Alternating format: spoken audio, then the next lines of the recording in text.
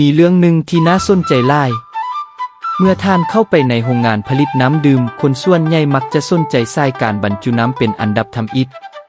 เครื่องเฮ็ดเวียกอย่างต่อเนื่องขวดน้ำเคลื่อนผ่านกันไปอย่างเป็นระเบียบและเบิ่งทันสมัยหลายแต่มีคนบ่หลายที่รู้ว่า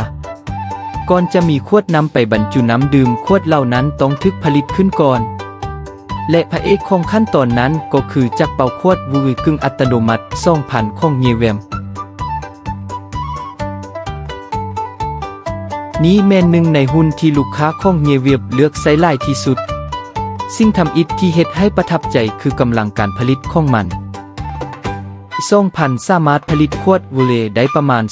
2.000 ขวดต่อชั่วโมงซึ่งเพียงพอสำหรับโรงงานน้ำดื่มขนาดน้อยและขนาดกลางแต่สิ่งที่ค่อยมักหลายกว่าคือความควบคุมการผลิตได้ด้วยตนเองเมื่อมี2,000ทานบ่ต้องรอท่าขวดจากผู้สนองบ่ต้องกังวลว่าจะส่งช้าและบ่จำเป็นต้องสต็อกขวดไว้จำนวนหลาย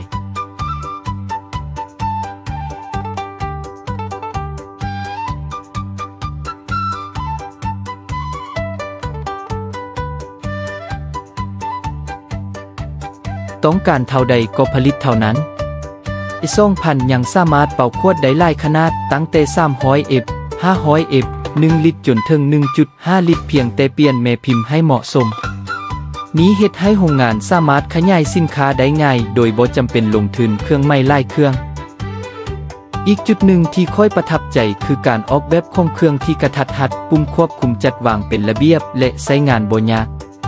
แม้แต่ผู้ที่หาก็เริ่มต้นก็สามารถเรียนรู้และใช้งานได้หลังจากได้รับการแนะนำสุดท้ายคุณค่าของ2,000บ่แม่นอยู่ที่จำนวนขวดที่ผลิตได้ในแต่ละชั่วโมง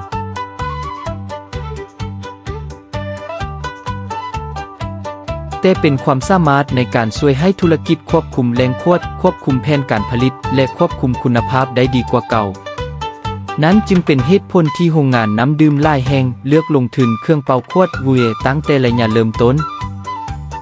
ถ้าท่านกำลังซอกหาโซลูชันสำหรับผลิตขวดวูเออย่าเบิ่งเพียงแต่ราคาของเครื่องแต่ให้เบิ่งคุณค่าที่มันจะสร้างให้ท่านในระยะยาว